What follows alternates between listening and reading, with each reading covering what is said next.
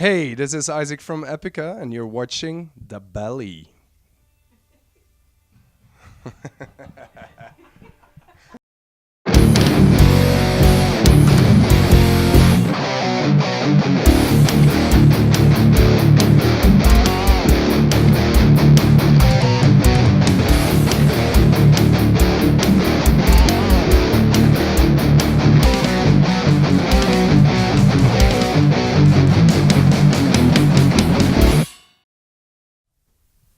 Hi, this is Dave from DaBelly. We're talking to Isaac today from Epica. We're here in Phoenix. You are too. This must be news to you, I'm sure. Yeah. Welcome to Phoenix. How you doing today? I'm doing great. It's hot outside, so I'm almost melting, but I'm doing okay. Well, first of all, congratulations on the Solace System. It just came out September 1st. Here we are a couple weeks deep. Tell me a little about the record. It was basically, it's an EP, 6 tracks, and that's pretty rare for us. We usually put out a lot of music, but it's basically the second part of Holographic Principle. For writing that album, we started with around 27 songs, cut them down to 18, which we really loved already, and then eventually on a Holographic, we could only fit 12 songs on there, so we had these 6 other songs on the shelf, and it was like, in our opinion, they were too good not to release. So, that's why we did this, and reactions are really great so far, and it's just nice. For Quantum Enigma, the second last album, we actually also had a lot of songs, but then we decided to, give one for Amazon, one for iTunes, one for Japan, stuff like that. But in the end, we thought that was a good idea for these companies, but then in the end our fans started kind of complaining, hey, we need to buy like 6 different versions, and that's the only way we can actually listen to the new songs.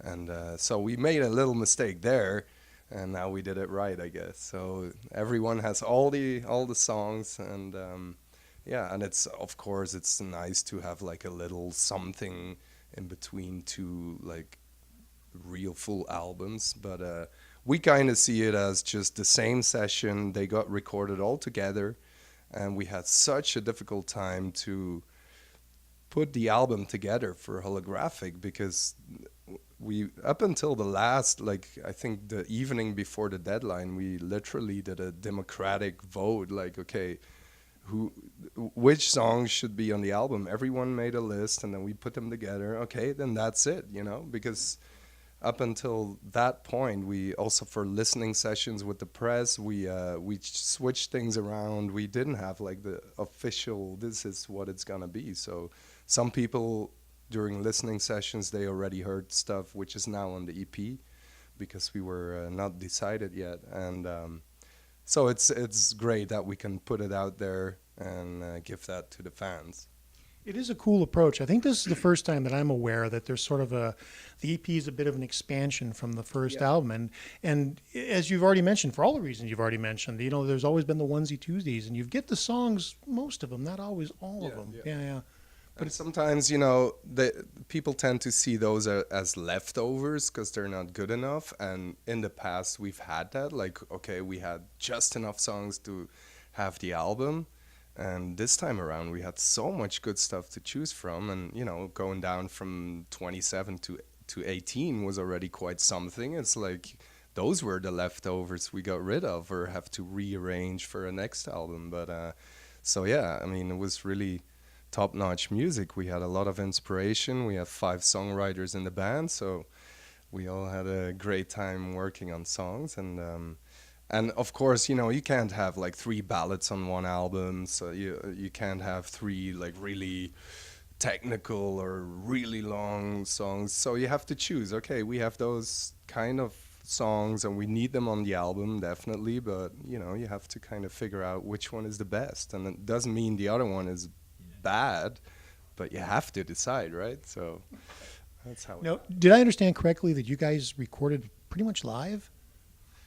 No, but we didn't use, it wasn't live, not all together at once, but we didn't use samples this time around. Like our whole production is basically a metal band with a full orchestra and choir, and that costs a lot of money. And in the past, we've done mostly string sections were always real, and then like brass or stuff like that, or percussion that was just samples and really good samples. But still, you can't capture like a real person banging the drums or playing a trumpet or something like that. You can approach it with a lot of hard work and stuff like that, but in the end, you can't really get the actual human feel. Or I mean, you can have it, but it takes a lot of time. Whereas if you put a person there and he just plays a trumpet, then that sounds like a guy blowing a trumpet, right? So this time we thought like, okay, we're already doing the strings, and we also did percussion ourselves and stuff like that. So everything is real, what you hear now. And in the end, it makes kind of a big difference to me. If you, I wouldn't say if you listen to it on with an MP3 or maybe a small phone or something, but if you have a good stereo system and like, then you can really tell the depth of everything which is going on. And we already have so much going on, so it was a good choice. A lot of work, but it paid off in the end. Yeah. Did it create any challenges taking the music live? Well, it's always a challenge, but you know, not really. I mean, because we don't bring a whole orchestra, we don't bring a whole choir. So, for instance, like the choirs, they're on tape. We have a backing track with those, and obviously our keyboard player only has 10 fingers, and you know, so some stuff is running along, but obviously all the rest is live, and so yeah, as long as you know your parts, and that's sometimes a challenge, but if you know the parts, then we're good to go. And I think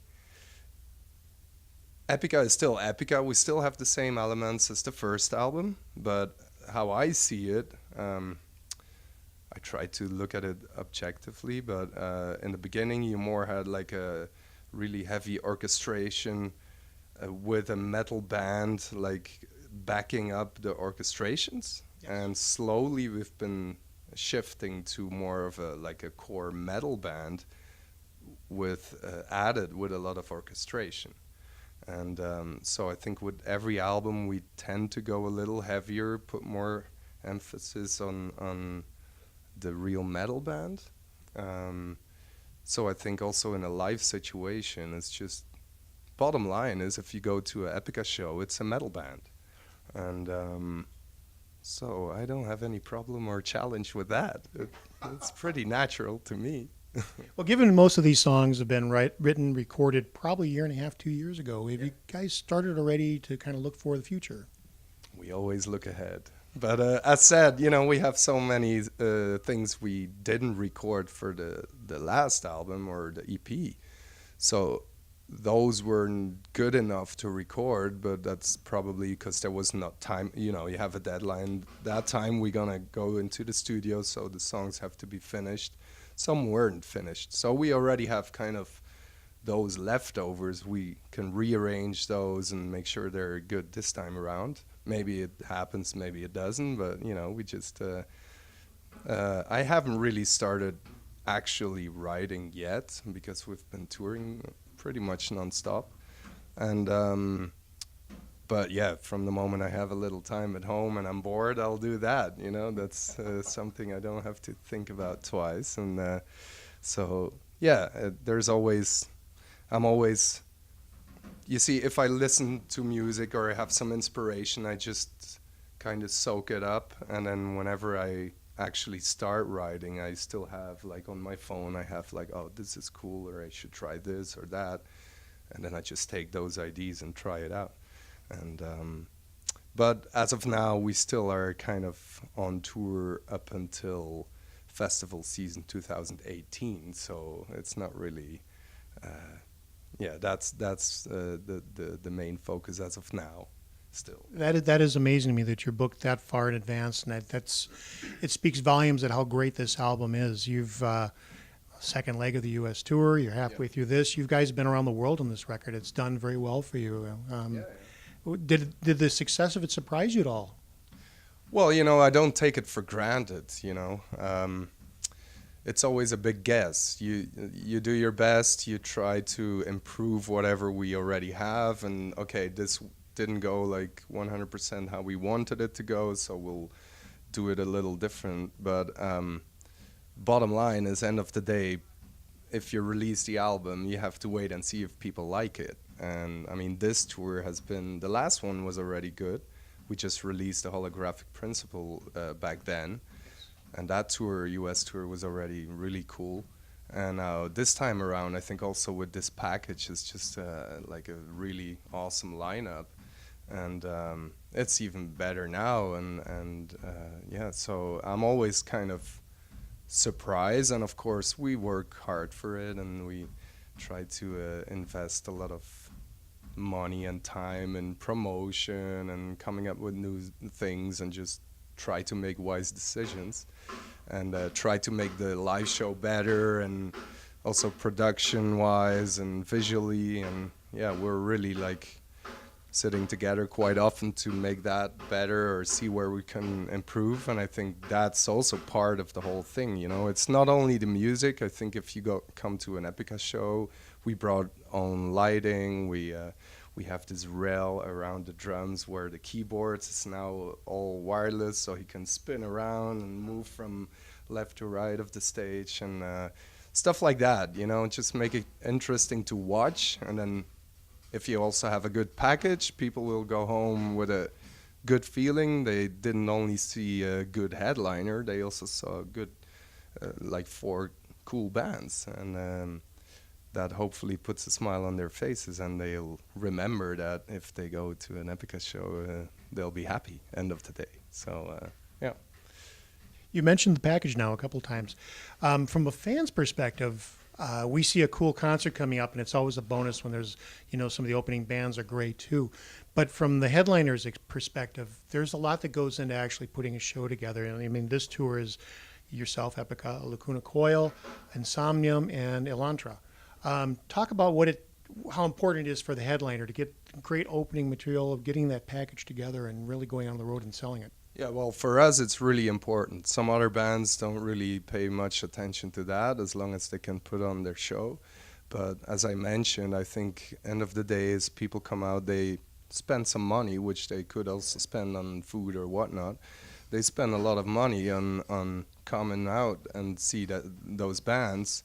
And it's not because I'm playing in the headliner band that I think that everyone out there is there for us. Some people are there for Insomniums and or for Lacuna, and they have heard of us, but they're like, oh, I'm just there to rock out on Lacuna. Or so, and then it's cool to try to get those fans or those people and try to turn them into fans of Epica. And so for us, that the whole thing is we definitely don't want to be the asshole headliner, which it's kind of a thing in the scene. Like sometimes they're like treating support bands like shit, and that happened to Epica in the past, and that's where we said like we don't want to be that band to the support bands.